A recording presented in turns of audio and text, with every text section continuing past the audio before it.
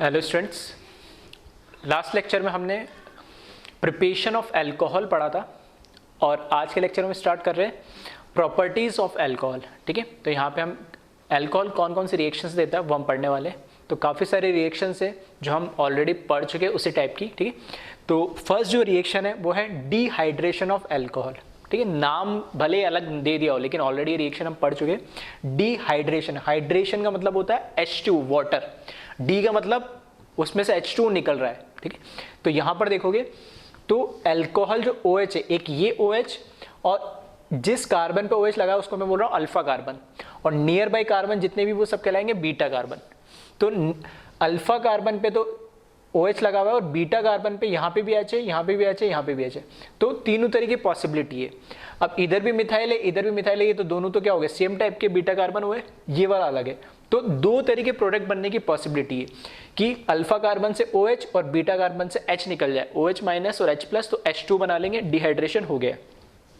तो जब concentrated H2SO4 के प्रेजेंस में हाई टेम्परेचर, ठीक है, तो यहाँ पर कई बार इस तरीके से 150, 170, 200 डिग्री लिखा हुआ होता है। हाई टेम्परेचर पे जब रिएक्शन कराते तो ये एलिमिनेशन रिएक्शन हो रही है। ठीक है, और एलिमिनेशन रिएक्शन हम ऑलरेडी पढ़ चुके हैं। तो इसमें अगर यहाँ से इससे या इससे हाइड्रोजन निकालोगे तो ये मिलेगा हमें एल्कीन। ठीक है, एलिमिनेशन प्रोडक्ट। और अगर इस वाले बीटा कार्बन से मैंने हाइड्रोजन हटाया तो ये एल्कीन मिलेगा। अब हमें पता है दो तरह के एल्कीन यहाँ पर बन गई है, तो उसमें से एक ही एल्कीन मेजर बनेगी। कौन सी एल्कीन? जो ज़्यादा क्या होती है, स्टेबल होती है। जो एल्कीन ज़्यादा स्टेबल होती है, ठीक है, कैसे हम देखते हैं, इसमें देखोगे तो यहाँ पर 3 और 2 5 अल्फा H है इसमें, और इसमें देखोगे तो 3 और 6 और यहाँ पर कितने 2, ठीक है, 6 और 2 8 अल्फा हाइड्रोजन है। तो जितने ज़्यादा एल्कीन में अल्फा हाइड्रोजन होंगे उतनी ज़्यादा क्या होती है, स्टेबल होती है। तो ये मोर स्टेबल एल्कीन है और ये वाली लेस स्टेबल है और ये मोर स्टेबल है। जो मोर स्टेबल एल्कीन प्रोडक्ट हमें जो मिलता है, ठीक है, एलिमिनेशन रिएक्शन से, उसको हम क्या बोलते हैं, सैडजेफ एल्कीन। और जो लेस स्टेबल एल्कीन हमें मिलती है उसको हम बोलते हैं हॉफमैन एल्कीन।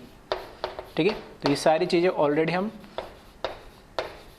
पहले डिस्कस कर चुके हैं। अगर इसके मैकेनिज्म की बात करें हम, ठीक है, तो ये board exam point of view से भी और competition exam point of view से, दोनों फॉर्म से ही या दोनों वे से ही क्या इंपॉर्टेंट है ये रिएक्शन और इसका मैकेनिज्म। ठीक है, तो इस टाइप के मैकेनिज्म ऑलरेडी हम देख चुके हैं, फिर मैं बता रहा हूँ। तो जो कंसंट्रेटेड H2SO4 है, ठीक है, ये आयोनाइज होता है, H2SO4 आयोनाइज होगा 2H plus SO4 2 minus ion में। ठीक है, फिर जो हमारे पास यहाँ पर, ठीक है, अल्कोहल है CH3COH CH3 CH2 CH3, ये H प्लस आयन जो हमें यहाँ से एसिड से मिला है, और यहाँ पे जो अल्कोहल है उसके ऊपर ऑक्सीजन पे लोन पेयर ऑफ इलेक्ट्रॉन होते हैं, तो इसको H प्लस आयन को क्या करेगा ये, ठीक है, प्रोटोनेट हो जाएगा इससे, और यहाँ से हमें जो मिलेगा इस रिएक्शन से आगे फॉरवर्ड प्रोडक्ट वो CH3OH2 plus CH2 CH3। Actual में हुआ क्या कि ये पे जो OH लगा हुआ था इधर, वो इतना अच्छा लिविंग ग्रुप नहीं था, डायरेक्ट OH नहीं निकल सकता था। तो प्रोटोनेशन के बाद जब OH2 बन गया, OH2 प्लस बन गया, तो अब ये अच्छे गुड लिविंग ग्रुप में कन्वर्ट हो गया। यानी यहाँ से अब ये क्या कर जाएगा, गुड लिविंग ग्रुप के फॉर्म में लीव कर जाएगा। तो यहाँ से H2 निकल जाएगा इसमें से, ठीक है, ये सिग्मा बॉन्ड को, क्योंकि ऑक्सीजन पे पॉजिटिव चार्ज है तो सिग्मा बॉन्ड को अपनी तरफ ब्रेक कर लेगा ताकि पॉजिटिव चार्ज हट जाए, और यहाँ कार्बोकैटायन डेवलप हो जाएगा। तो CH3C कार्बोकैटायन, ये CH3 ऊपर जो लिखा है उसको मैं नीचे लिख दे रहा हूँ, CH3 CH2 CH3, ये फॉर्मेशन ऑफ कार्बोकैटायन यहाँ पर हो गया है। ये जो स्टेप है, ठीक है। ये जो स्टेप है जिसमें H2 निकल के कार्बोकेटाइन का फॉर्मेशन है, यही इसमें RDS स्टेप होता है। क्यों? क्योंकि यहाँ पर, ठीक है, यहाँ पे तो बॉन्ड बन रहा था तो एनर्जी रिलीज हो रही थी, कोई दिक्कत नहीं, लेकिन यहाँ जब बॉन्ड ब्रेक हो रहा है तो एनर्जी हमें देने पड़ेगी। एंडोथर्मिक स्टेप होगा ये वाला, ठीक है। ये वाला स्टेप तो एक्सोथर्मिक था, यहाँ से ये वाला स्टेप एंडोथर्मिक है, उसमें हमें एनर्जी देने पड़ रही, और एनर्जी देने पड़ रही तो ये रिएक्शन का जो ये स्टेप होगा स्लोएस्ट स्टेप होगा और ये कार्बोकेटाइन बना लेगा। और जनरली मैक्सिमम रिएक्शन में जहाँ पे कार्बोकेटाइन इंटरमीडिएट बनता है तो वहाँ पे फॉर्मेशन ऑफ कार्बोकेटाइन या जनरेशन ऑफ कार्बोकेटाइन ही इस स्लोएस्ट स्टेप होता है और उसे हम RDS कहते हैं। अब इस कार्बन को तो मैंने बोला जिस पे कार्बोकेटाइन बन गया अल्फा कार्बन, और इसके पास में ये भी बीटा कार्बन है, ये भी बीटा कार्बन है। अब बीटा जो कार्बन है ये भी बीटा है एक्चुअल में, लेकिन ये दोनों सेम है तो मैंने इसी को मार्क करा बीटा। अब दो पॉसिबिलिटी, या तो इससे हाइड्रोजन क्या करे, निकल जाए हीट करने पे, या इससे हाइड्रोजन निकल जाए, ठीक है। दो पॉसिबिलिटी है, या तो इधर इससे हाइड्रोजन निकल जाए या इससे हाइड्रोजन जो हमने हीट करा है, तो ठीक है, दोनों प्रोडक्ट मैं बना दे रहा हूं, ठीक है। तो दोनों पॉसिबिलिटी है कि हीट करने पे, ठीक है, H+ आयन कहीं से भी निकल सकता है, इससे भी और इससे। अगर मैं इससे निकालता हूं, ठीक है, तो यहां पर क्या बन जाएगा, CH2 double bond C, CH3, CH2 और ये CH3। मतलब इस स्टेप में हो क्या रहा है, H+ आयन निकल जाएगा हीट करने पे, यानी, ठीक है। तो यहां से निकाला तो मैंने ये वाला प्रोडक्ट बनाया, और इस वाले कार्बन से अगर मैंने हाइड्रोजन एलिमिनेट करा, ठीक है, हाइड्रोजन निकला तो ये बन जाएगा CH3 C double bond CH CH3 और ये नीचे CH3, ठीक है। तो H+ आयन H+ के फॉर्म में निकल जाएगा बॉन्ड, और वो जो सिग्मा बॉन्ड है वो पाई में कन्वर्ट हो जाएगा, ठीक है। तो ये दो प्रोडक्ट मिलेंगे जो हमें यहाँ दिख रहे हैं। तो इसमें से ये वाला लेस स्टेबल होगा, ये मोर स्टेबल होगा। इसमें कितने 5 अल्फा हाइड्रोजन है, वहाँ 8 अल्फा हाइड्रोजन है। तो जो लेस स्टेबल होता है उसको हॉफमैन एल्किन बोलते हैं, और ये सेडजेफ एल्किन होते हैं जो मेजर प्रोडक्ट होता है, नहीं, ठीक है। तो इसको एक बार आप कॉपी कर ले। अब इसकी कैरेक्टरिस्टिक की अगर हम बात करें, ठीक है, कैरेक्टरिस्टिक की हम बात करें तो यहां मैं लिख दे रहा हूं,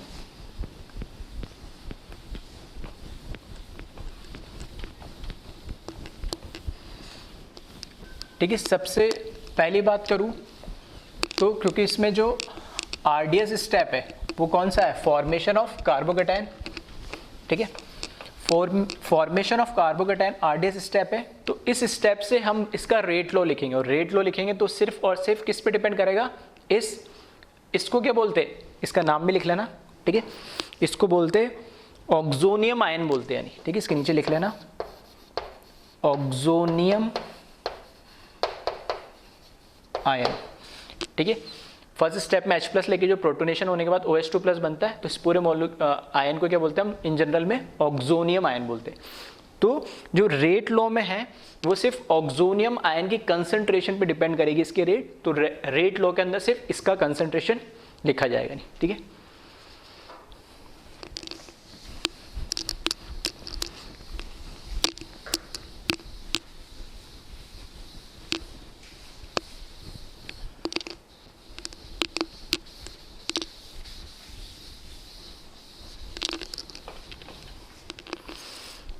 कैरेक्टरिस्टिक लिख ले इसकी,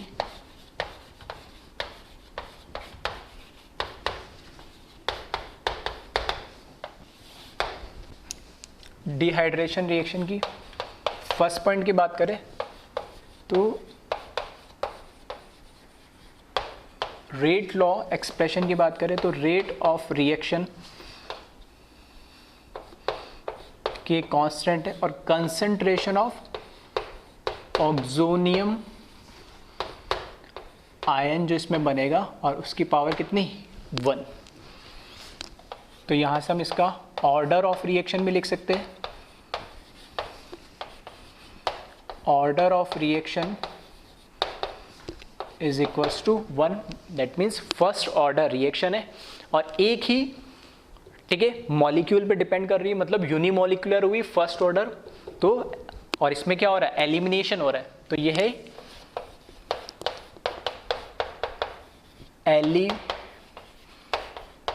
एलिमिनेशन यूनी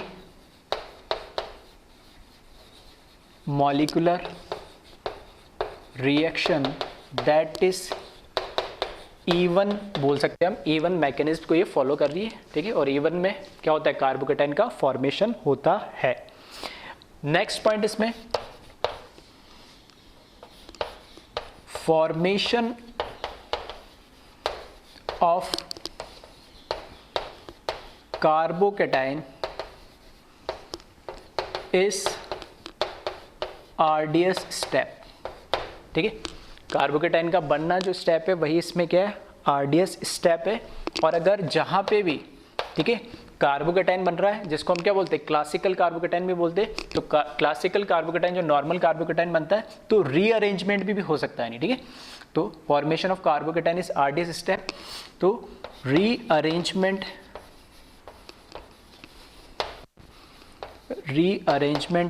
इज पॉसिबल। और जो रेट होगी, ठीक है, रेट ऑफ रिएक्शन अगर मेरे को कंपेयर करना पड़े तो rate is proportional to stability of carbocation. Next point, अगर इसमें एंथैल्पी की अगर बात करूं, मैं एनर्जी की बात करूं, तो दो, एक OH बॉन्ड और एक H बॉन्ड ब्रेक हो रहा है रिएक्टेड में, दो सिग्मा बॉन्ड ब्रेक हो रहे हैं और एक प्रोडक्ट में पाई बॉन्ड बन रहा है, मतलब दो सिग्मा स्ट्रॉन्ग बॉन्ड ब्रेक हो रहे हैं और एक वीक पाई बॉन्ड बन रहा है, ठीक है। तो रिएक्शन कैसी हो गई है, ये रिएक्शन है एंडोथर्मिक रिएक्शन, ठीक है। डेल्टा H क्या होगा, नेगेटिव होगा, लेस देन 0 होगा। ये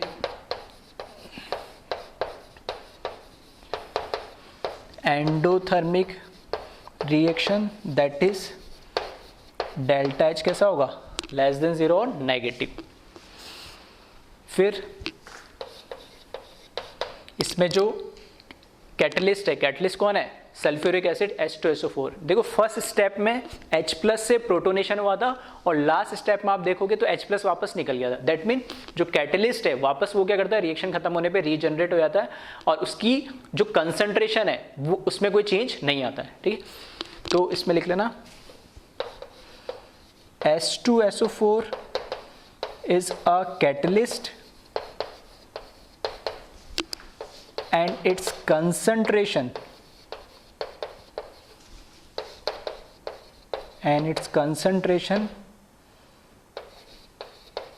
remain constant।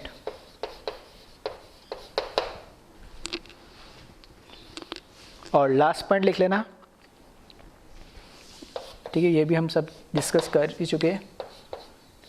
Most stable product, ठीक है, जो स्टेबल प्रोडक्ट होगा, most stable product is a major product of reaction which is called Sadjeff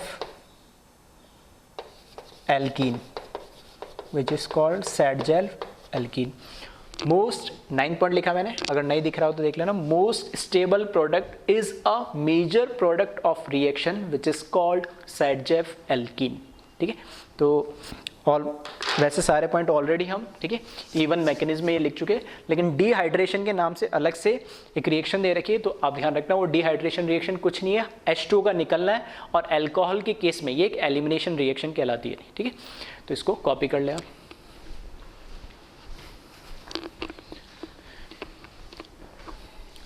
next जो टॉपिक लिखा मैंने लिखा एनर्जी प्रोफाइल डायग्राम।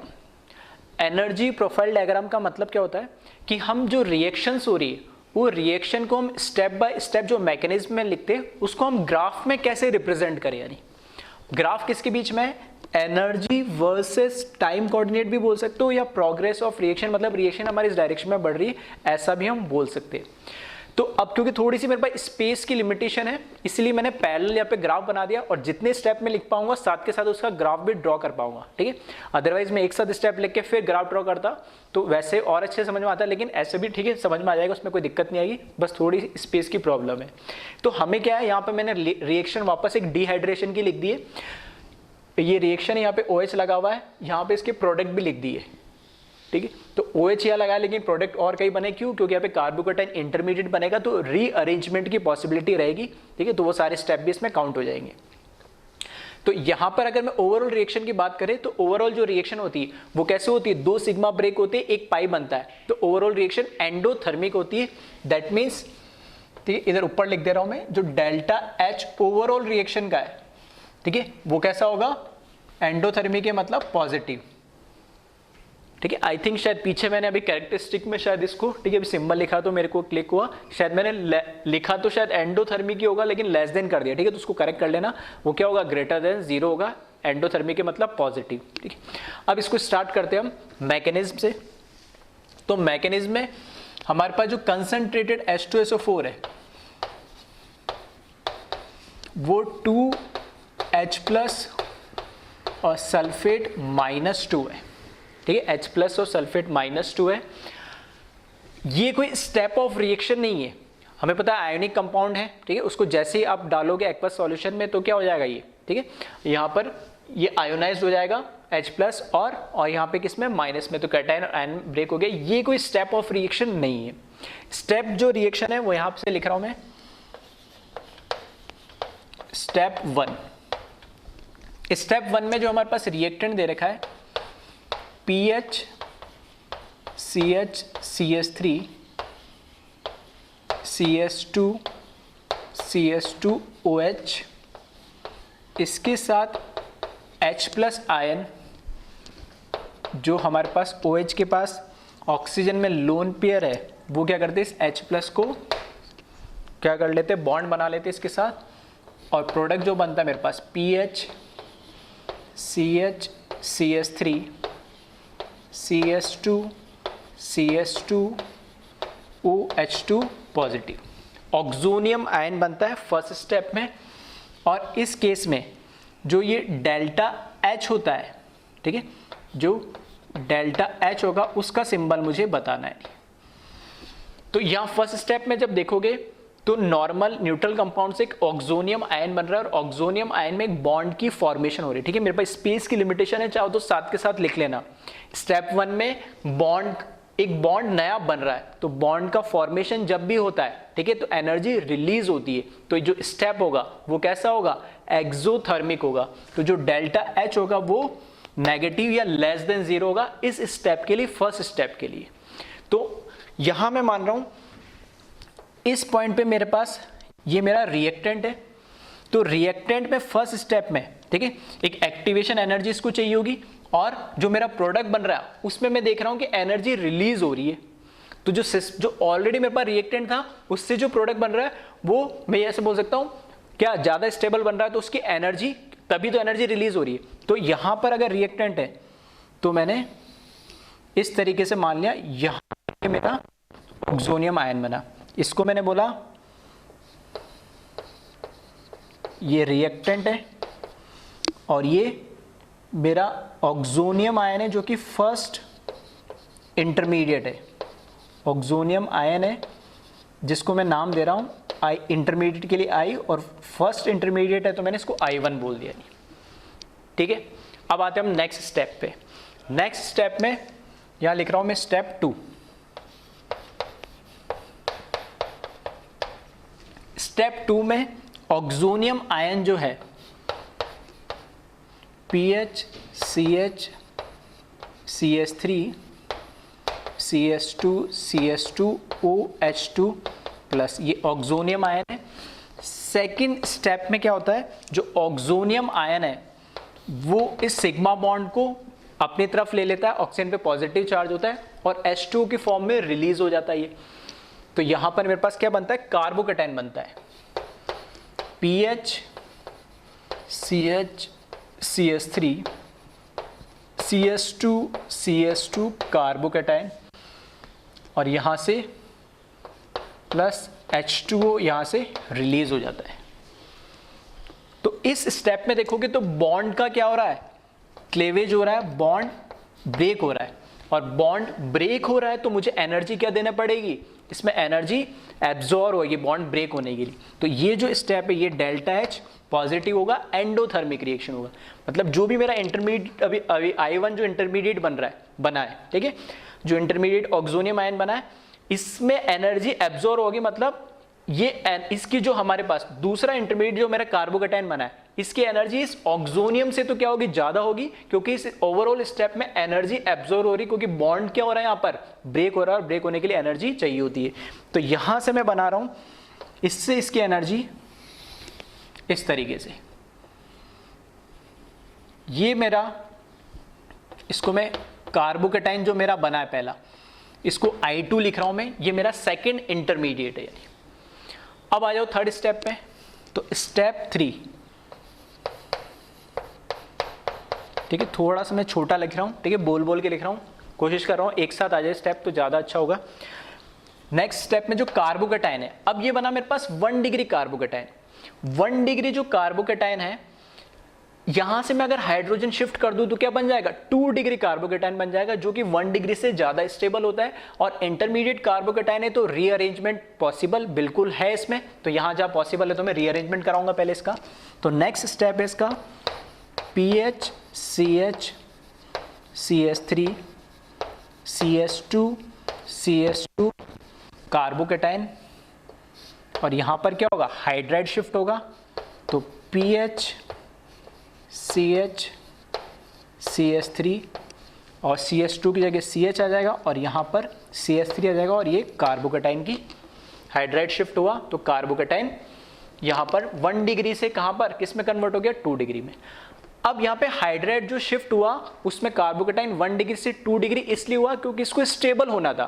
तो इस स्टेप में स्टेबिलिटी बढ़ी, ओवरऑल स्टेबिलिटी बढ़ती है तो एनर्जी क्या होती है, कम होती है। यानी स्टेबिलिटी और एनर्जी एक दूसरे के कैसे होते हैं, इनवर्स रिलेशन होते हैं। तो यहां पर एनर्जी कम होगी, तो ये स्टेप, ठीक है, ये स्टेप कैसा होगा, delta H negative exothermic step होगा ये, क्योंकि इसमें एनर्जी कम हुई, स्टेबिलिटी बढ़ी है 1 डिग्री से 2 डिग्री, स्टेबिलिटी बढ़ी है तो एनर्जी कम होगी। एनर्जी कम होने का मतलब है एनर्जी रिलीज हो रही होगी, एनर्जी रिलीज हो रही है मतलब delta H negative exothermic step है। तो ये स्टेप में जो नया इंटरमीडिएट बना है वो इंटरमीडिएट की स्टेबिलिटी पहले वाले से ज़्यादा है, और इसको मैंने बोला I3 इंटरमीडिएट।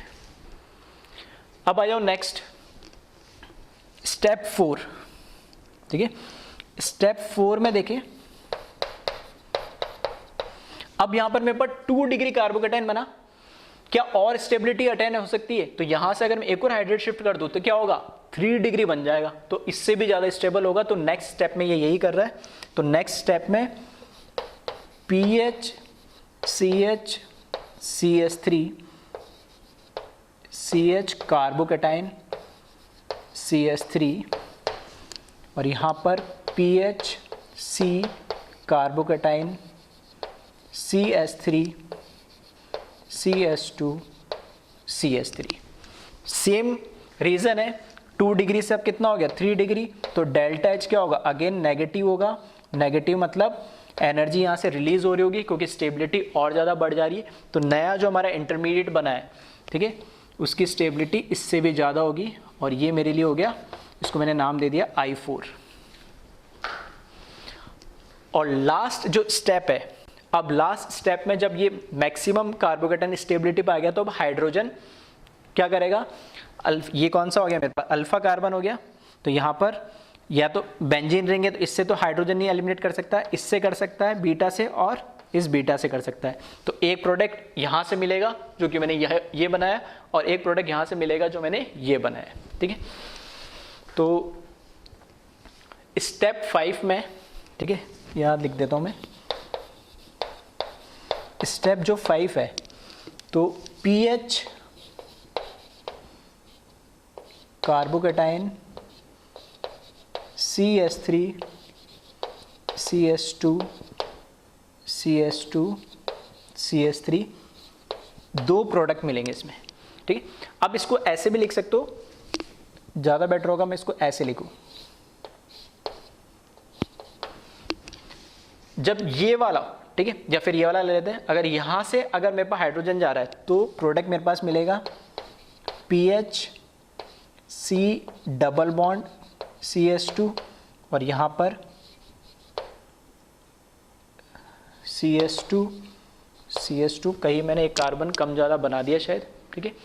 2 ही हाइड्रोजन आ रहे थे इसके बाद, यहाँ पे भी 2 है, 2 है, 2 है, ठीक है, यहाँ पर भी 2 है, यहाँ पर भी 2 है, ठीक है, ठीक है, यहाँ एक ज़्यादा बना दिया, ठीक है। तो इसको करेक्ट कर लेना।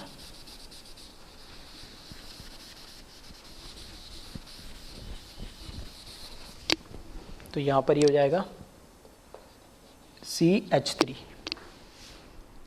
ठीक है। तो यहाँ से 2 प्रोडक्ट मिल सकते हैं। तो पहला product PH C double bond CS2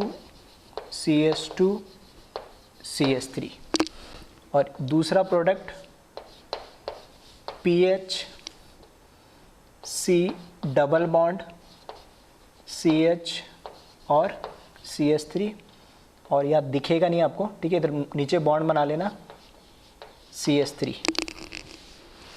तो जो 2 प्रोडक्ट मिल रहे हैं, अब देखना यहाँ से फाइनल जो प्रोडक्ट मिला मुझे I4 इंटरमीडिएट, ये जो बना मेरे पास, ठीक है। तो लास्ट स्टेप में मेरे पास प्रोडक्ट मिलेगा।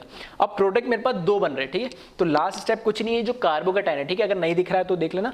ये जो कार्बोकेटाइन बना, तो 5th स्टेप में LHS में कार्बोकेटाइन लिखना और RHS में ये दोनों प्रोडक्ट लिख लेना है। अब यहाँ पे क्योंकि कार्बोकेटाइन है और यहाँ पर, ठीक है, यहाँ पे कार्बोकेटाइन है और यहाँ पर मेरे पास एल्कीन मिल रहा है नहीं, तो दोनों एल्कीन में से मुझे पता है मेजर प्रोडक्ट कौन सा बनेगा। ये तो होगा माइनर प्रोडक्ट जिसको हम क्या बोलते हैं, हॉफमैन एल्कीन, और ये होगा मेरा मेजर प्रोडक्ट जिसको हम बोलते हैं सेडजेफ एल्कीन। तो दोनों ही केस में क्या हो रहा है, कार्बोकेटाइन से एल्कीन बन रहा है, मतलब चार्ज पार्टिकल से न्यूट्रल मॉलिक्यूल बन रहा है, तो स्टेबिलिटी ओवरऑल प्रोडक्ट की क्या होगी, बढ़ेगी। अब स्टेबिलिटी बढ़ रही है तो फिर से एनर्जी क्या होगी, रिलीज होगी। तो दोनों स्टेप के अंदर, ठीक है, ये वाला जो लिखा है इस स्टेप के लिए लिख रहा हूं, इसमें भी डेल्टा H नेगेटिव होगा और सेकंड स्टेप के लिए भी डेल्टा H नेगेटिव होगा। अब ये देखना है कि किस स्टेप के लिए ज्यादा डेल्टा H नेगेटिव होगा, यानी कौन ज्यादा एनर्जी रिलीज करेगा, और जो ज्यादा एनर्जी रिलीज करेगा वो उतना ही ज्यादा क्या होगा, स्टेबल होगा। यानी तो यहां से मुझे पता है कि ये मेजर प्रोडक्ट इसलिए क्योंकि ज्यादा स्टेबल है और ये माइनर प्रोडक्ट इसलिए क्योंकि लेस स्टेबल है। तो इस प्रोडक्ट के केस में एनर्जी ज्यादा रिलीज होगी। तो फॉर कन्वीनियंस में, ठीक है, इसको नाम दे देता हूं A और इसको नाम दे देता हूं जो प्रोडक्ट मिल रहा है B। तो A के केस में, ठीक है, तो यहाँ पे डेल्टा H ये मैंने बना दिया, ऊपर वाला B बनाया इसमें और नीचे वाला A बनाया। तो जो डेल्टा H A होगा, ठीक है, मैग्नीट्यूड वाइज, ठीक है, सिंबल पे मत जाना, मैग्नीट्यूड वाइज अगर ये 100 किलो जूल एनर्जी रिलीज कर रहा है तो ये 80 करेगा, मतलब इससे तो कम एनर्जी रिलीज करेगा, ये एनर्जी ज्यादा रिलीज करेगा। तो इसका डेल्टा H की जो वैल्यू होगी वो ज्यादा होगी, ठीक है। तो यहां पर मैं लिख सकता हूं जो डेल्टा H, ठीक है, इधर ऊपर लिख लेना, नीचे जगह नहीं है, तो delta H of A magnitude wise greater than है डेल्टा H ऑफ B। अब क्योंकि A ज्यादा स्टेबल है तो इसका जो कर्व आएगा, ठीक है, इसका जो कर्व आएगा, अगर B का कर्व इधर है, ठीक है, ये B प्रोडक्ट बना है मेरे पास, तो A का जो कर्व बनेगा वो इससे तो नीचे ही बनेगा, ये A ज्यादा स्टेबल बनेगा, ठीक है। अब एक बार फिर से समझ ले इसको, कर्व को। कर्व में मैंने क्या करा है, यहां पर जो आप देखो जो रिएक्टेंट है, रिएक्टेंट को देखोगे तो इसका एनर्जी लेवल इधर है और प्रोडक्ट का एनर्जी लेवल इधर है।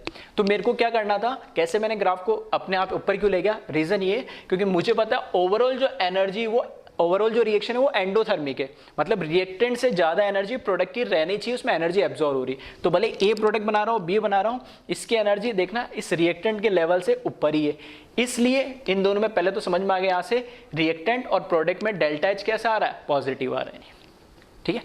अब फर्स्ट स्टेप में रिएक्टेंट के पास एक एक्टिवेशन एनर्जी चाहिए होगी, ये इसने क्या बनाया, ट्रांजिशन स्टेट बनाया, और ट्रांजिशन स्टेट बनाया तो यहां पर इसने फर्स्ट हमारा इंटरमीडिएट बनाया, तो इसको मैंने नाम दे दिया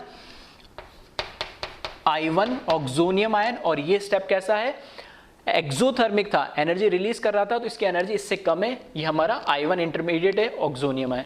सेकंड स्टेप में क्योंकि बॉन्ड H2 निकल जा रहा है तो बॉन्ड क्या हो रहा है, ब्रेक हो रहा है, और बॉन्ड ब्रेक हो रहा है तो ये मेरा जो इंटरमीडिएट बना ये बना I2, और बॉन्ड ब्रेक हुआ तो मुझे एनर्जी देने पड़ेगी, तो ये स्टेप कैसा था, एंडोथर्मिक। तो यहां से देखना इससे ज्यादा एनर्जी ये, और ये मेरा I2 इंटरमीडिएट बना, ये 1 डिग्री कार्बोकेटायन है, ठीक है, यहाँ पे 1 डिग्री कार्बोकेटायन बना जो हमारा I1 है। फिर 1 डिग्री से ये किस में शिफ्ट हो गया, 2 डिग्री में शिफ्ट हो गया, और ये मेरा थर्ड इंटरमीडिएट है, तो यहां पर मैं लिख देता हूं I3 के नीचे लिख रहा हूं मैं 2 डिग्री कार्बोकेटायन बनाई। नेक्स्ट स्टेप में 2 डिग्री से 3 डिग्री में कन्वर्ट हो गया, और ये मेरा I4 है, और I4 क्या है, ये 3 डिग्री कार्बोकेटायन है। और नेक्स्ट स्टेप में अब देखना, आइदर इससे B बनाओ या A बनाओ, बस बनेंगे दोनों प्रोडक्ट, ठीक है। तो अब B की कंसंट्रेशन जो होगी A से कम होगी, A वाला क्योंकि मेजर बनेगा, मोर स्टेबल होगा। अब याद करो रिएक्शन मैकेनिज्म जब पढ़ा था तब भी मैंने बताया था, और अभी फिर से बता रहा हूं कि जितने नंबर ऑफ स्टेप, ये रिएक्शन कितने स्टेप की है, 1 2 3 4 5, ये 2 स्टेप काउंट नहीं होंगे। लास्ट जो कार्बोकेटायन से जो हमारा प्रोडक्ट बन रहा है वो एक ही स्टेप है, 2 स्टेप नहीं, एक ही स्टेप है, उससे आइदर ये प्रोडक्ट बनेगा या ये बनेगा, बस वो डिपेंड करेगा कौन सा ज्यादा बनेगा कौन सा कम बनेगा, वो एक ही प्रोडक्ट है, क्या सॉरी एक ही स्टेप है। तो 5 स्टेप की रिएक्शन है, तो जितने स्टेप की रिएक्शन है देखना, first step, second step, third step, fourth step, ये 2 स्टेप काउंट नहीं होंगे, इन दोनों में से एक ही काउंट होगा, माइनर और मेजर वो हमें देखना पड़ेगा नहीं। तो मैंने बोला था जितने नंबर ऑफ स्टेप की रिएक्शन होती है उतनी ही क्या होती है, ट्रांजिशन स्टेट होती है। और ये क्या बताती है, पीक, यही तो क्या बताता है, ट्रांजिशन स्टेट। तो ये ट्रांजिशन स्टेट फर्स्ट है, ये ट्रांजिशन स्टेट सेकंड है, ये ट्रांजिशन स्टेट थर्ड है, ये ट्रांजिशन स्टेट फोर्थ है, और इन दोनों में से किसी को भी बता दो, ये ट्रांजिशन स्टेट फिफ्थ है। तो जितने नंबर ऑफ स्टेप होते हैं, रिएक्शन मैकेनिज्म निकाल के देख लेना, जितने नंबर ऑफ स्टेप्स होते हैं उतने ही ट्रांजिशन स्टेप्स होती है। और यहां से दिख रहा मुझे 1 2 3 4 5। दूसरी चीज, कितने इंटरमीडिएट बनते हैं, तो हमने बोला था जितने नंबर ऑफ स्टेप्स होते हैं उससे एक कम इंटरमीडिएट बनते हैं। तो यहां पर मेरे पास कितनी 5 स्टेप रिएक्शन है, और इंटरमीडिएट काउंट करें 1 2 3 4, 5 स्टेप रिएक्शन है, और उससे एक कम -1 मतलब 4 इंटरमीडिएट बन रहे हैं, और यहां मुझे 4 इंटरमीडिएट दिख रहे हैं, और ये फाइनल प्रोडक्ट है, ठीक है। तो इस तरह के ग्राफ को हम बोलते हैं एनर्जी प्रोफाइल डायग्राम, ठीक है। एनर्जी प्रोफाइल डायग्राम हमें स्टेप बाय स्टेप रिएक्शन की क्या देती है, इंफॉर्मेशन देती है कि हर स्टेप का नेचर कैसा है, एंडोथर्मिक है, एक्सोथर्मिक है, ठीक है। रिएक्टेंट से जो अगला हमारा इंटरमीडिएट बन रहा है वो ज्यादा स्टेबल बनेगा, उससे या लेस स्टेबल बनेगा, ठीक है। तो यार लॉजिकली मैंने हर स्टेप को समझाने की तुम्हें कोशिश करी है। तो मेंस लेवल में, ठीक है, मैंने बहुत बड़ा ले लिया जिसमें 1 डिग्री से 2 डिग्री, 2 डिग्री से 3 डिग्री, ताकि समझ में सारी चीजें आया, इसलिए थोड़ा सा मैंने बड़ा मैकेनिज्म लिया। चाहता तो मैं एक 2 डिग्री लेकर डायरेक्ट 3 डिग्री में कन्वर्ट करके और एक प्रोडक्ट बना देता, लेकिन थोड़ा एक्सप्लेनेशन तो और अच्छा हो जाएगा, नंबर ऑफ स्टेप बढ़ गए लेकिन चीजें थोड़ी और क्लियर हो जाएगी, ठीक है। तो इस तरह के क्वेश्चन एडवांस में पूछे जाने की पॉसिबिलिटी ज़्यादा है। अगर जेई मेंस में या अगर नीट में पहुंचा तो ये डायग्राम तुम्हें दे सकते हैं और पूछ सकते हैं कितने नंबर ऑफ स्टेप्स होंगे, या कितने ट्रांजिशन स्टेट बनेगी, या कितने इंटरमीडिएट्स बनेंगे, या उन इंटरमीडिएट्स में भी कंपेयर कर लेगा कौन सा ज़्यादा स्टेबल होगा, ठीक है। तो इस तरीके से केमिकल काइनेटिक्स में भी हम यही चीज़ें पढ़ते। तो एक बार मैंने थोड़ा सा आइडिया यहाँ पर दे दिया, वहाँ भी इन चीज़ों को पढ़ते और दूसरे वे में पढ़ते, लेकिन चीज़ें सेम ही रहती है, ठीक। तो इसको एक बार आप कॉपी कर ले।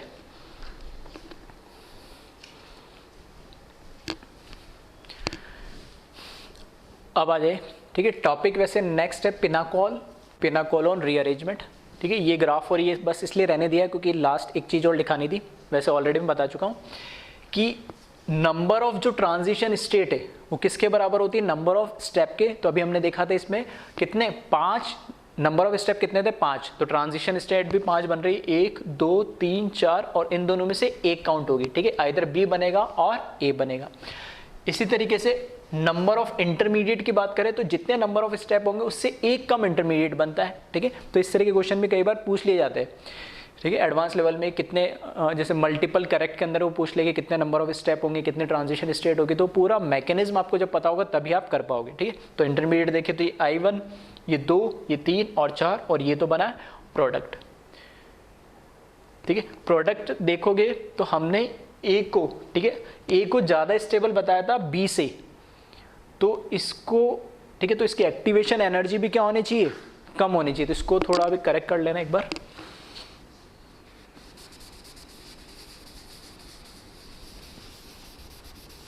करेक्शन क्या है कि ए शायद स्टेबल ज़्यादा रखा है ना मैंने, तो ए स्टेबल ज़्यादा रखा है, तो ए में एनर्जी तो ज़्यादा रिलीज होगी, वो तो सही है, लेकिन इसकी एक्टिवेशन एनर्जी भी क्या होगी, कम ही होगी। एक्टिवेशन एनर्जी मतलब यहाँ से यहाँ जो ये ट्रांजिशन स्टेट, ठीक है, पिछला जो हमारा इंटरमीडिएट है, रिएक्टेंट है इस स्टेप का, उसका वहाँ से एनर्जी से लेके ऊपर ट्रांजिशन स्टेट के बीच जो एनर्जी होती है उसको हम बोलते हैं एक्टिवेशन एनर्जी। क्योंकि ए प्रोडक्ट मेजर बन रहा है, और मेजर इसलिए बन रहा है क्योंकि ज़्यादा स्टेबल है तो इसमें एक्टिवेशन एनर्जी भी क्या लगेगी, कम लगेगी। तो ये ए का कर्व इस तरीके से ज़्यादा स्टेबल नीचे आएगा और ये एक्टिवेशन एनर्जी भी कम होगी। बी थोड़ा, ठीक है, इसको नीचे बनाना, थोड़ा सा इस इंटरमीडिएट से थोड़ा नीचे बनाएंगे इस तरीके से। यहाँ पर मैंने बी बना दिया। बी कम बनेगा ए के रेस्पेक्ट में क्योंकि उसके लिए एक्टिवेशन एनर्जी ज़्यादा होगी, वो थोड़ा सा इसके कंपैरिजन में लेस स्टेबल होगा। ठीक है, तो इसको भी थोड़ा सा ग्राफ यहाँ पे ठीक कर लेना है, नहीं बाकी ये लास्ट में लिख लेना। अब आ जाए नेक्स्ट टॉपिक है हमारा पिनाकोलोन रीअरेंजमेंट।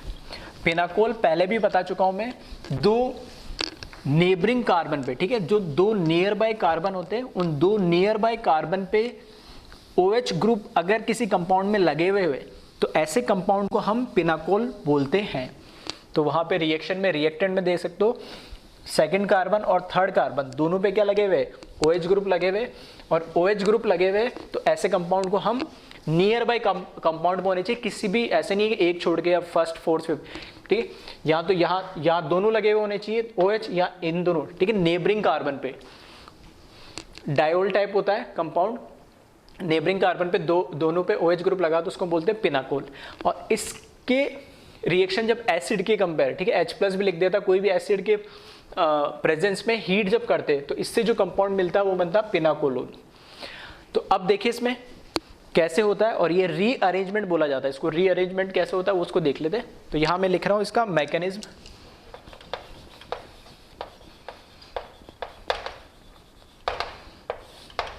तो मैकेनिज्म में पता ही है, पहले एसिड है तो H2SO4 2H+ और सल्फेट आयन में क्या हो जाएगा, ये ब्रेक हो जाएगा। फिर यहाँ पर हमारे पास जो CH3CHOH जो रिएक्टेंट है पिनाकोल, उसकी रिएक्शन होगी एसिड के साथ,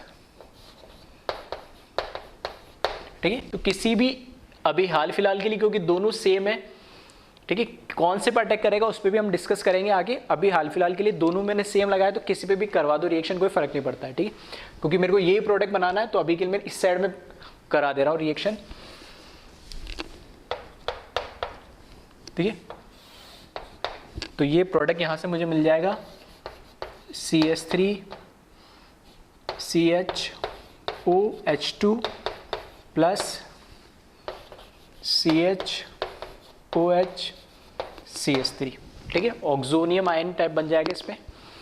फिर नेक्स्ट स्टेप में क्या होगा, यहाँ से ये गुड लिविंग ग्रुप में कन्वर्ट हो गया तो ये H2 के फॉर्म में यहाँ से निकल जाएगा, और यहाँ पर बन जाएगा हमारे पास -H2O, यही लिख दिया मैंने, और यहाँ कार्बोकैटायन बन जाएगा CH3CHOH और यहाँ पर CH3।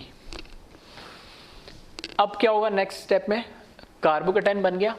अब ये कार्बोकैटायन मोर स्टेबल हो सकता है। कैसे हो सकता है, यहाँ पर देखोगे इस पे तो सिर्फ प्लस आई है यहाँ से भी प्लस आई है, लेकिन अगर ये कार्बोकेटाइन यहाँ से यहाँ चला जाए तो ऑक्सीजन के ऊपर क्या है, लोन पेयर ऑफ इलेक्ट्रॉन है, वो प्लस m, या मैं बोल सकता हूँ बैक बॉन्डिंग से इसको क्या कर लेगा, इसके साथ पाई बॉन्ड बना लेगा और इसको स्टेबल कर देगा। तो मोर स्टेबल कार्बोकेटाइन बनाने के लिए यहाँ से क्या होगा, हाइड्राइड शिफ्ट होगा यानी, ठीक है। यहाँ पर क्या हो रहा है, हाइड्राइड शिफ्ट हो रहा है, H शिफ्ट हो रहा है, ठीक है, हाइड्राइड शिफ्ट हो रहा है।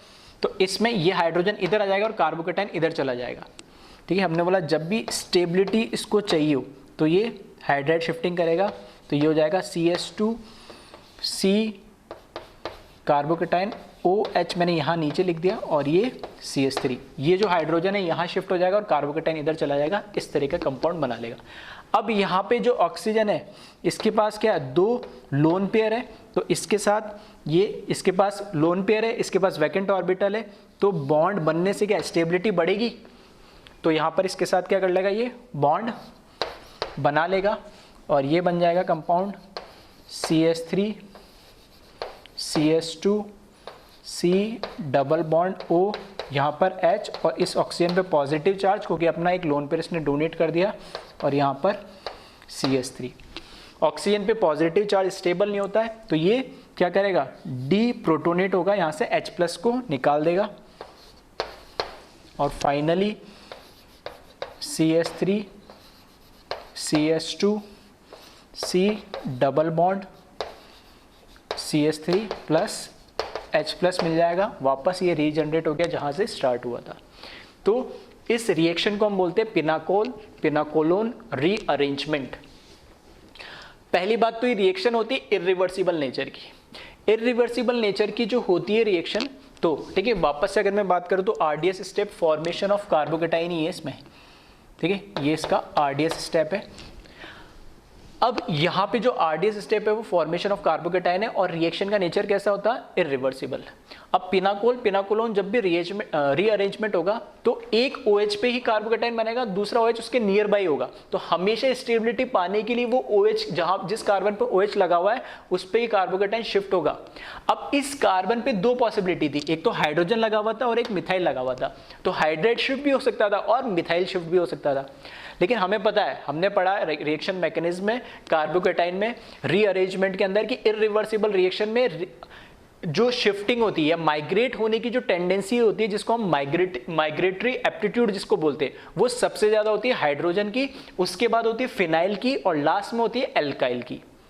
तो ध्यान रखना हमेशा कि यहां पर जो कार्बोकेटाइन बना उसके पास वाले कार्बन पे जो OH बचा हुआ है उस पे कौन से ग्रुप लगे हुए, जैसे यहाँ पे तो क्या हो गया, कंपैरिजन करना पड़ेगा, कंपटीशन है कि हाइड्रोजन जाएगा मिथाइल जाएगा, तो वो जाएगा जिसकी क्या है माइग्रेटरी एप्टीट्यूड जिसका ज्यादा है वो शिफ्ट होगा रिवर्सिबल रिएक्शन में, तो यहाँ तो H शिफ्ट हो जाएगा CH3 के अंदर। अगर यहाँ पर दोनों ही CH3 लगे थे तो फिर तो कोई कंपैरिजन की बात ही नहीं होती, ठीक है, कंपटीशन नहीं होता, कोई सा भी एक CH3 चला जाता। हाँ, अगर यहाँ पर CH3 की जगह PH लगा होता या H की जगह PH लगा होता तो PH और CH3 में से कौन जाता, PH। तो ये आपको देखना पड़ेगा पिनाकोलोन रीअरेंजमेंट में कि कार्बोकेटाइन बनने के बाद कौन सा माइग्रेट करेगा, पहली बात। दूसरी बात, इनिशियली कौन से OH पे जाके ये मतलब प्रोटोनेशन होगा, तो हमेशा उस कार्बन पे प्रोटोनेशन होगा जिस कार्बन पे हमें पता है, क्योंकि नेक्स्ट स्टेप में क्या बनता है, OH2 निकल के कार्बोकेटाइन बनता है, तो जो कार्बोकेटाइन बन रहा है वो मोस्ट स्टेबल होना चाहिए। अब इस केस में अगर मैं यहाँ कार्बोकेटाइन बनाता इसको निकाल के तो भी क्या बनता है, ये 2 डिग्री प्लस आई लगता है, यहाँ से भी वही लग रहा है, तो इसमें कोई फर्क नहीं पड़ा। नेक्स्ट में एक एग्जाम्पल लूंगा, उसमें आपको थोड़ा और अच्छे समझ में आएगा कि पहला H+ का अटैक वहां उस कार्बन से लगे O पे होगा जिसके हटने से जो कार्बोकेटाइन बनेगा वो स्टेबल बनना चाहिए, ठीक है। तो ये चीज ध्यान रखना, फर्स्ट स्टेप में जो कार्बोकेटाइन उसी कार्बन के साथ बनेगा जो ज्यादा स्टेबल होगा यानी। और एक सबसे इंपॉर्टेंट चीज इसमें यह है कि इस रिएक्शन के अंदर, जैसे ये तो ओपन चेन है, अगर साइक्लिक कोई कंपाउंड होता तो साइक्लिक कंपाउंड में हम जनरली बोलते हैं कि अगर रीअरेंजमेंट हो रहा है, रीअरेंजमेंट मतलब रिंग का कंप्रेशन हो रहा है या रिंग का एक्सपांशन हो रहा है, तो उस केस में स्टेबिलिटी गेन करने की बात होती है। इस केस में ऐसा कोई सीन नहीं होता है, अगर हमारे पास 6 मेंबर रिंग है तो वो 5 मेंबर में भी कन्वर्ट हो जाती है। हमें पता है 6 की स्टेबिलिटी ज्यादा है, 5 की कम है, फिर भी कन्वर्ट क्यों हो रही, क्योंकि जो हमारे पास इंटरमीडिएट मिलेगा वो मिलेगा कार्बोकेटाइन। कार्बोकेटाइन से अगर न्यूट्रल में मॉलिक्यूल बना ले रहा हूं यहां से फाइनली, तो न्यूट्रल मॉलिक्यूल की स्टेबिलिटी ऑब्वियसली बात है किसी ना किसी चार्ज पार्टिकल से ज्यादा होगी, भले ही उसमें 5 मेंबर बन जाए, मतलब स्टेबिलिटी रिंग के हिसाब से कम हो जाए, लेकिन ओवरऑल उस मॉलिक्यूल या कंपाउंड की स्टेबिलिटी क्या हो जाती है, बढ़ जाती है। ठीक है, तो वो अगर ऐसा हो रहा है कि 6 से 7 में कन्वर्ट होना पड़ रहा है रिएक्शन को न्यूट्रल करने के लिए, तो भी हो सकता है, या 6 से 5 करना पड़ रहा है तो भी ये हो सकता है। ठीक है, इसका भी मैं एक एग्जांपल लूंगा तो और क्लियर होगा, तो एक बार इसको कॉपी कर ले। जो मैंने पॉइंट्स बोले उसको मैं नोट के फॉर्म में लिख रहा हूं, और फिर मैं इसके साथ 2-3 एग्जांपल बता दूंगा, जो मैं नोट लिखा रहा हूं वो सारे उसके अंदर आ जाएंगे, एक्सप्लेन हो जाएंगे। तो एक बार पहले इसको कॉपी कर ले।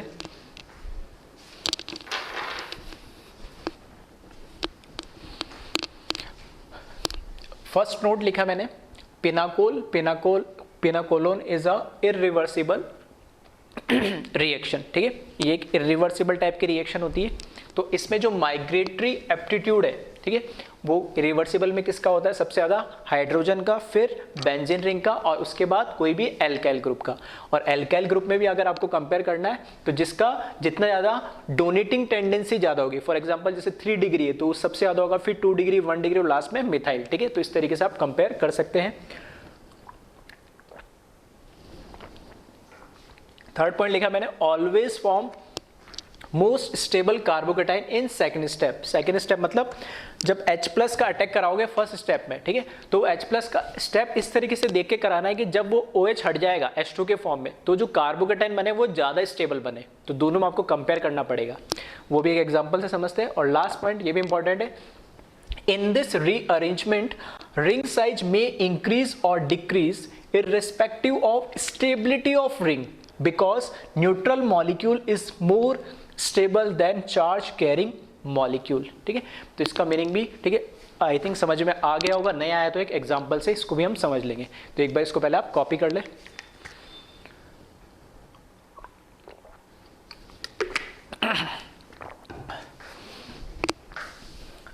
अब देखिए इसमें फर्स्ट एग्जांपल,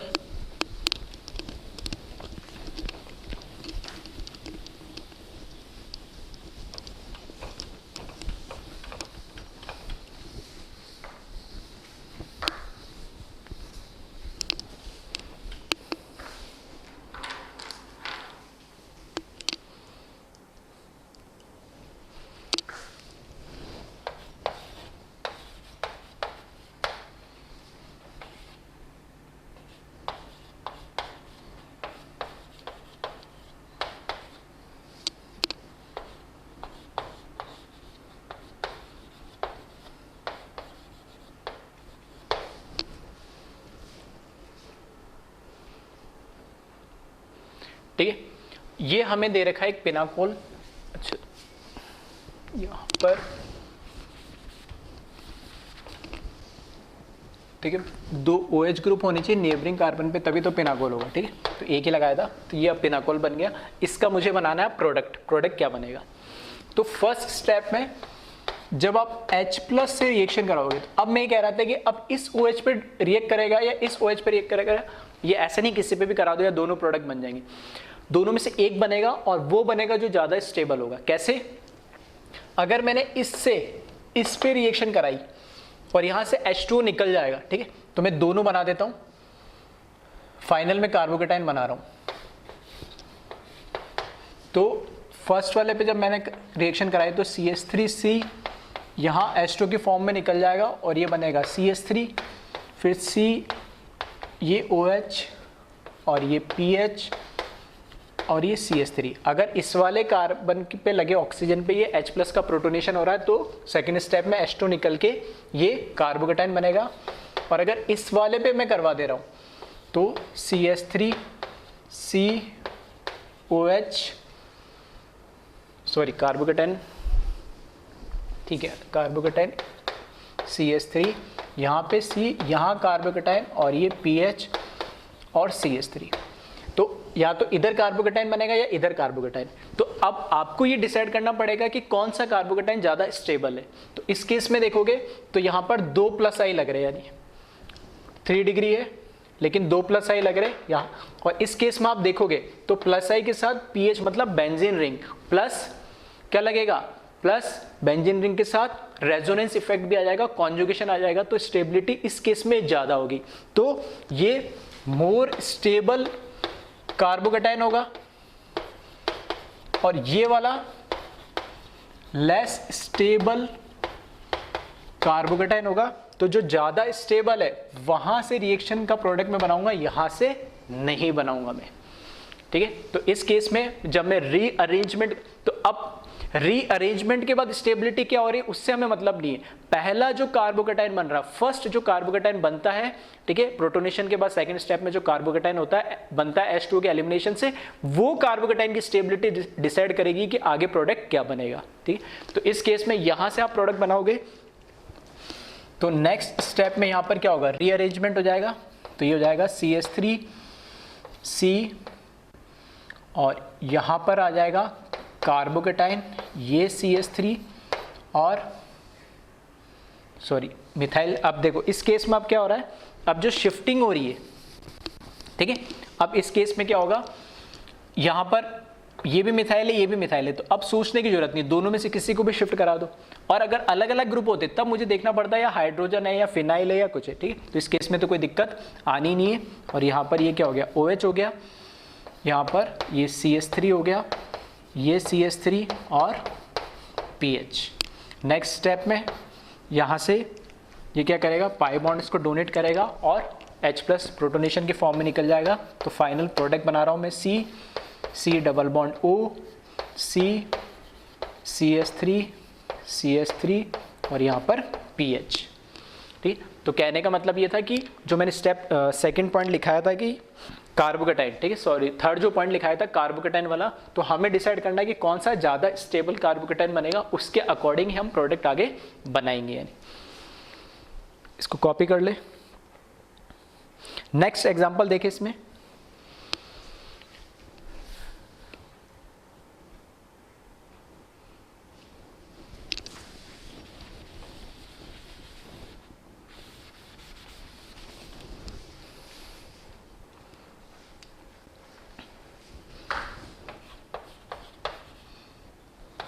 इसका प्रोडक्ट बनाए, ठीक है। पिनाकोल क्या है ये, बिल्कुल पिनाकोल की कंडीशन बस ये है कि दो नेबरिंग कार्बन एटम पे क्या लगे हुए होने चाहिए, OH ग्रुप लगा होने चाहिए, उसे हम क्या बोलेंगे, पिनाकोल, ठीक है। तो इसका प्रोडक्ट आप बनाए, ट्राई कर ले एक बार। वापस से अब देखिए इसमें, अब ये आपको देखना है कि कौन सा आपको, ठीक है, अब मैं सिर्फ एक ही बना रहा हूँ, इंटरमीडिएट दोनों नहीं बना रहा हूँ, बस कहाँ लगेगा वो आप डायरेक्ट देख लें। तो अगर यहाँ पर H+ लगा है तो यहाँ पे कार्बोकेटाइन बनेगा जो कि कैसा होगा, 1 डिग्री होगा। और यहाँ अगर कार्बोकेटाइन बन गया तो यहाँ पर 2 डिग्री तो है ही, साथ में +I और रेजोनेंस की वजह से ज़्यादा स्टेबल होगा। तो इसका मैं बना दे रहा हूँ डायरेक्ट कार्बोकेटाइन, CH3 C, ये बन जाएगा कार्बोकेटाइन, ये बना PH, ये CH2 और ये OH। नेक्स्ट स्टेप में क्या हो जाएगा, अब यहाँ पर दोनों हाइड्रोजन लगे तो वापस एक हाइड्रोजन जाएगा, हाइड्रोजन शिफ्ट हो जाएगा। तो CH3 CH PH CH carbocation और यहाँ पर OH। और नेक्स्ट स्टेप में यहाँ से, ठीक है, पाई बॉन्ड जो है बना लेगा लोन पेयर को डोनेट करके ये। तो यहाँ से हमारा प्रोडक्ट बन जाएगा CH3 CH PH C double bond O H plus यहाँ से H+ निकल जाएगा, ठीक है। तो ऐसा मत सोचना कि हमेशा कीटोन ही बनेगा, ठीक है, एल्डिहाइड भी इसमें बन सकता है नहीं। और एक एग्जांपल और देख ले लास्ट, ठीक है, ये था सेकंड और थर्ड।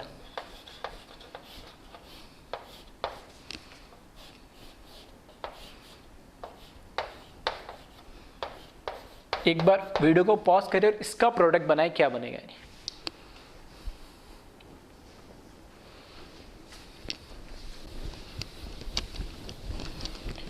ठीक है, तो इस केस में अब देखो दोनों OH जो लगे सेम 3 डिग्री है, तो कहीं से भी निकाल दो, इसमें तो कोई खैर फर्क ही नहीं पड़ेगा।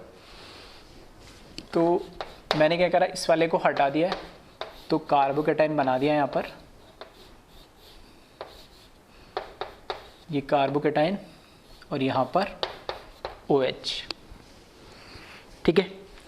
अब ये रिएक्शन मेरे को फर्दर करवानी है, पिनाकोल रीअरेंजमेंट करवाना है, तो नेक्स्ट स्टेप में क्या करते हैं, कार्बोकेटाइन बनने के बाद हम शिफ्टिंग कराते हैं, यानी जो कार्बोकेटाइन है उसको उस कार्बन पे ले जाते हैं जहां पर OH ग्रुप लगा हुआ है।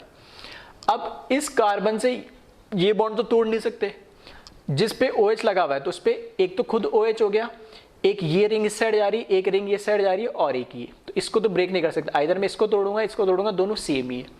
अब जब मैं इस बॉन्ड को तोड़ूंगा और ये यहां शिफ्ट होगा और इसकी जगह कार्बोकेटाइन यहां आ जाएगा, तो देखना क्या रिंग साइज छोटी नहीं हो जाएगी, 6 से कितनी हो जा रही है, 5 हो जा रही है।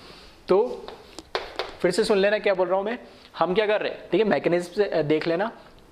कार्बोकेटाइन बनाने के बाद जिस पे OH लगा होता है उस पे हम देखते हैं उस कार्बन पे हाइड्राइड लगा, फिनाइल लगा या एल्काइल जो ग्रुप लगा है उसको शिफ्ट करते। अब यहाँ पर एक तो बॉन्ड हो गया OH और एक इससे हो गया खुद से कनेक्टेड, इसको हम तोड़ नहीं सकते, OH को हम तोड़ नहीं सकते।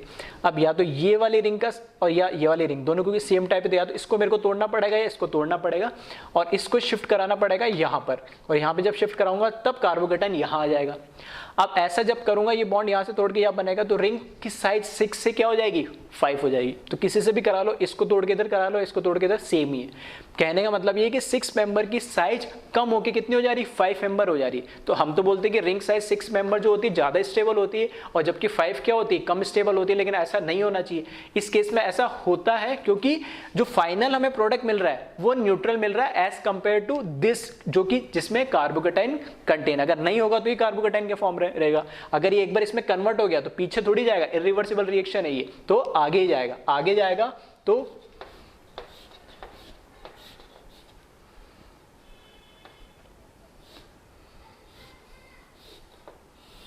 इस तरीके से बना लेगी, ठीक है। एक कार्बन कम बना दिया मैंने,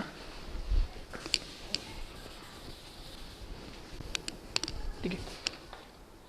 चाहो तो डायरेक्ट बना लो वैसे तो, ठीक है, 5 मेंबर में कन्वर्ट करना है और ये कार्बोकेटाइन यहाँ आ जाएगा और यहीं से क्या लगा हुआ है, OH।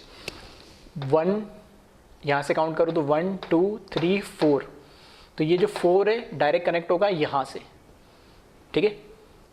तो 1 2 3 4 और यहाँ कनेक्ट होगा, तो देखना 1 2 3, फिर गलत बना दिया इसको,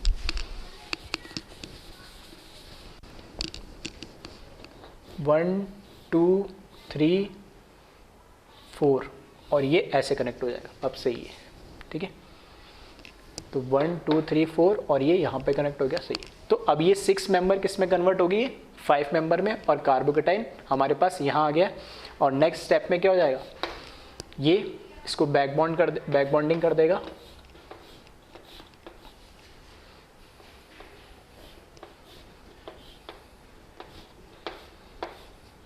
यहाँ पे डबल बॉन्ड, यहाँ पे OH, यहाँ पे पॉजिटिव चार्ज, और नेक्स्ट स्टेप में डीप्रोटोनेट करके फाइनल जो हमें प्रोडक्ट मिलेगा वो ये मिल जाएगा। ये 6 मेंबर इसके साथ डबल बॉन्डेड ऑक्सीजन, ये कीटोन बना लेगा, और यहाँ पर